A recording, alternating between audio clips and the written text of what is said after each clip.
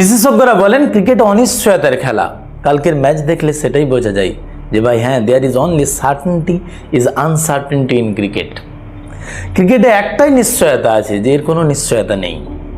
কালকের ম্যাচ বুঝতেই পেরেছেন, দিল্লি বনাম ব্যাঙ্গালোরের ম্যাচের কথা আমি বলছি, যে দিল্লি মাত্র দুদিন আগে 264 রান করেছিল পাঞ্জাবের বিরুদ্ধে, সেই দিল্লি মাত্র 75 রানে ধরাশায়ী হয়ে যায়।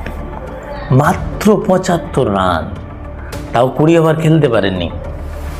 16.3 ওভারেই দিল্লির ব্যাটিং অর্ডার তাসের ঘরের মতো ভেঙে পড়ে। যে কে রাহুল প্রথম ভারতীয় হিসেবে 150 রানের স্কোর ছুঁয়েছিলেন, তিনিও সেদিন ফ্লপ।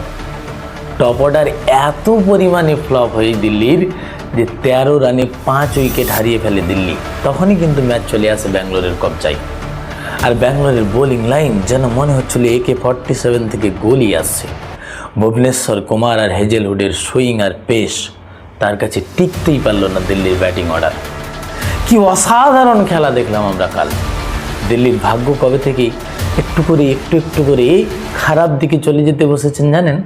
সেই যে জিটির বিরুদ্ধে ডেভিড মিলার একটা সিঙ্গেল নিলেন না এবং জেতা ম্যাচটা হেরে গিয়েছিলেন, সেদিন থেকে আমরা দেখছি দিল্লি কিন্তু মনোবলের দিক থেকে এবং ড্রেসিং রুমের যে পরিবেশ, তাতে কিন্তু ধস নামতে শুরু করেছে।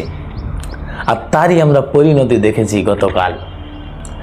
তারিফ তো করতেই হবে ব্যাঙ্গালোরের বোলিংয়ের। শ্রেয়স শর্মা থেকে শুরু করে যিনি সর্বাধিক ডট বল করেছেন, হেজেলউড 12 রান দিয়ে 4টা উইকেট তুলে নিয়েছেন। আর ভুবনেশ্বর কুমার তার জীবনের সেরা রান তিনি দিয়েছেন। বুঝতেই পারছেন কত রানের কথা আমি বলছি, মাত্র 5 রান, 3 ওভার বল করে 5 রান দিয়ে 3 উইকেট। তো সেরা ইকোনমিক বোলার হিসেবে আমরা দেখেছি কালকে ভুবনেশ্বরকে, হেজেলউডকে, শ্রেয়স শর্মাকে, প্রত্যেকেই তারা তাদের কাজ করেছে। আর তার কারণেই ব্যাঙ্গালোর আজকে এই জায়গায় যে তারা টেবিলে 2 নম্বর স্থানে পৌঁছে গেছে। পাঞ্জাব এখনও অপরাজিত হিসেবে তিনি কিন্তু টপেই রয়েছেন। তারপরেই আমাদের পৌঁছে গেছেন ব্যাঙ্গালোর এবং একেবারে শেষের দিকে চলে আসছে দিল্লি। দিল্লিকে কামব্যাক করতেই হবে।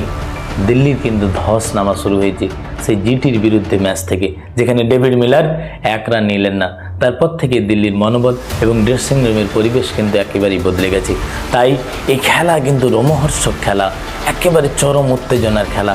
আর আইপিএল যে একটা আনসার্টেন গেম, সেটা আমরা এখান থেকেই বুঝতে পারছি যে there is only certainty in cricket is uncertainty.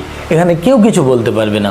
এটা একদম জিলিপির প্যাচের মতো খেলা, কখন কোন দিকে ঘুরছে আমরা কেউ জানি না।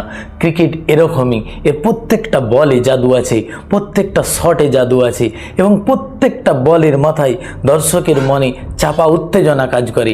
আর হার্টের রুগীরা ক্রিকেট না দেখাই ভালো। যদি আপনি কোনো দলের হার্ডকোর সমর্থক হন আর তার যদি এরকম হার বা জিত দেখেন, আপনার হার্টবিট বেড়ে গিয়ে আবারও কার্ডিয়াল অ্যাটাক হতে পারে। কাজেই আপনি কিন্তু এখান থেকে সরে থাকবেন, কারণ ক্রিকেট এরকমই খেলা। কাজেই আমাদের এই ক্রিকেটের প্রত্যেক দিন খবর জানতে, তথ্য জানতে আমাদের সাথে থাকুন। অবশ্যই যারা নতুন সাবস্ক্রাইব করুন। আমরা প্রতিদিন সকালে ক্রিকেটের যে সংবাদ নিয়ে আসছি, দুপুর এবং বিকেল থেকে রাজনীতি এবং দেশ ও আন্তর্জাতিক খবরে আপনাদের সামনে উপস্থাপন করছি। অবশ্যই আমাদেরকে সাপোর্ট করুন, সাথে থাকুন।